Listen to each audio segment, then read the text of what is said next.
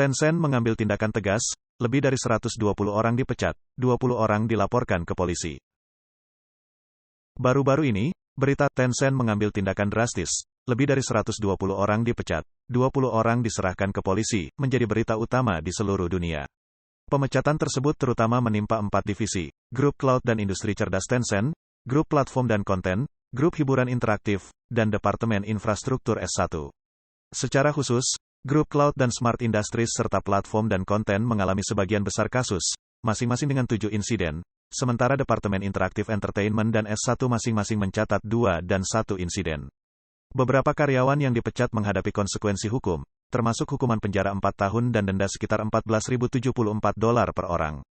Media pemerintah China melaporkan bahwa pada tahun 2022, pendiri Tencent, Ma Huateng, menyebut korupsi yang dilakukan perusahaannya mengerikan dan berjanji untuk memberantasnya. Pada tahun 2023, Tencent, raksasa internet China, melaporkan lebih dari 70 pelanggaran kode etik. Laporan tahunannya mengungkapkan pemecatan lebih dari 120 karyawan dan hampir 20 kasus telah diserahkan kepada pihak berwenang. Didirikan pada November tahun 1998, Tencent Holdings Limited go public pada tahun 2004 dan menjadi perusahaan internet terbesar di daratan China. Pada tahun 2016, Tencent menjadi perusahaan dengan nilai tertinggi di Asia dan masuk dalam Fortune Global 500 pada tahun 2017. Perusahaan ini memiliki aplikasi media sosial terpopuler di China, Tencent Kiki dan WeChat, serta komunitas game online terbesar, Tencent Games. Perusahaan ini juga mengendalikan China Literature Group, yang mengelola platform Kiki Reading dan WeChat Reading. Namun, pada tahun 2021, layanan pembayaran Tencent, Tenpay, mengalami sanksi regulasi yang signifikan dari Badan Keuangan Nasional, yang mengakibatkan nilai sahamnya anjlok secara drastis. Analisis, kemunduran masa kemasan internet PKC. Beberapa analisis media asing tentang PHK besar-besaran yang dilakukan Tencent menunjukkan bahwa motif sebenarnya adalah tindakan keras PKC, yang telah menyapu bersih keuntungan dari perkembangan internet. Menurut sebuah analisis dari The Epoch Times, kebijakan yang mendukung PKC sepenuhnya mendorong pertumbuhan pesat internet China selama 2 dekade terakhir dengan mencegah perusahaan-perusahaan raksasa asing seperti Facebook dan Google memasuki pasar China. PKC menciptakan peluang besar bagi perusahaan internet domestik. Selain itu, pemerintah memberikan banyak keuntungan, termasuk keringanan pajak dan kondisi perizinan yang menguntungkan. Otoritas lokal seringkali mendukung raksasa internet lokal, sehingga jarang sekali Tencent kalah dalam gugatan hukum di distrik Nanshan Shenzhen, dan Alibaba menerima manfaat tanah dan pajak yang signifikan di Hangzhou. Situasi berbalik pada Desember tahun 2020 ketika PKC mengumumkan pada pertemuan Biro Politik Pusat tentang niatnya untuk memperkuat peraturan anti-monopoli dan mencegah ekspansi modal yang tidak teratur. Tak lama setelah itu, Administrasi Negara untuk Regulasi Pasar mengeluarkan denda anti-monopoli untuk Tencent, Alibaba, dan lainnya, yang menegaskan bahwa industri internet tidak dikecualikan dari undang-undang anti-monopoli. Pada bulan April tahun 2021, pemerintah menuduh Alibaba memaksa pedagang untuk memilih di antara 2 platform dan mengeluarkan denda yang sangat besar yaitu 18,2 miliar yuan atau sekitar 2,5 miliar dolar AS.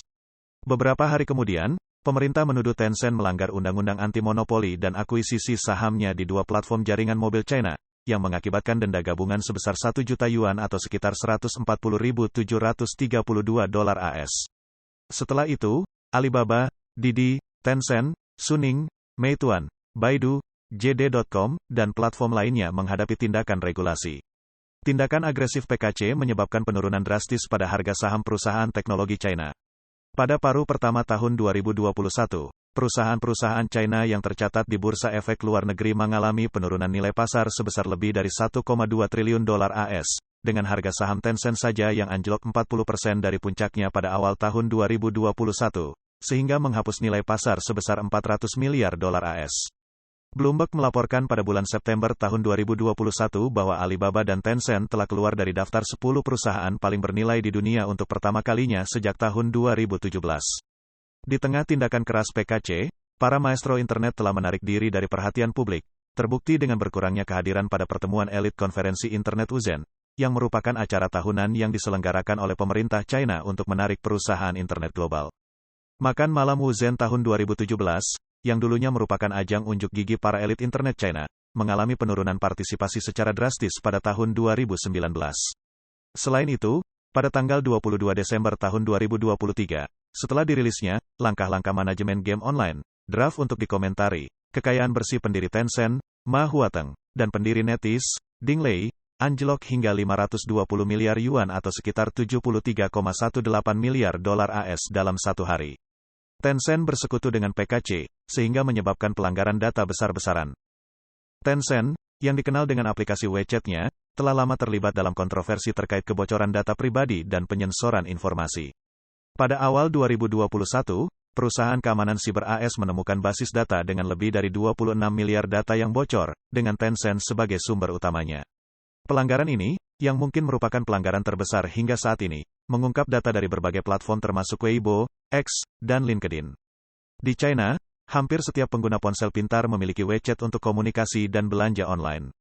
Kekhawatiran terhadap privasi dan pengawasan telah disuarakan, terutama oleh Ketua Geely, Li Shufu, pada tahun 2018, yang berspekulasi tentang pengawasan yang dilakukan oleh CEO Tencent, Ma Huateng, terhadap data pengguna. Dia menyatakan, "Saya selalu berpikir bahwa Ma Huateng pasti mengawasi WeChat kami setiap hari karena dia memiliki kemampuan untuk melakukannya." Penelitian oleh Citizen Lab Universitas Toronto pada tahun 2020 menyoroti bahwa WeChat tidak hanya menyensor dan memantau pengguna di China tetapi juga melacak pengguna internasional untuk meningkatkan basis data sensornya. Praktik ini mencakup penggunaan daftar kata kunci untuk menyaring konten sensitif, sebuah metode yang sangat aktif selama wabah COVID-19.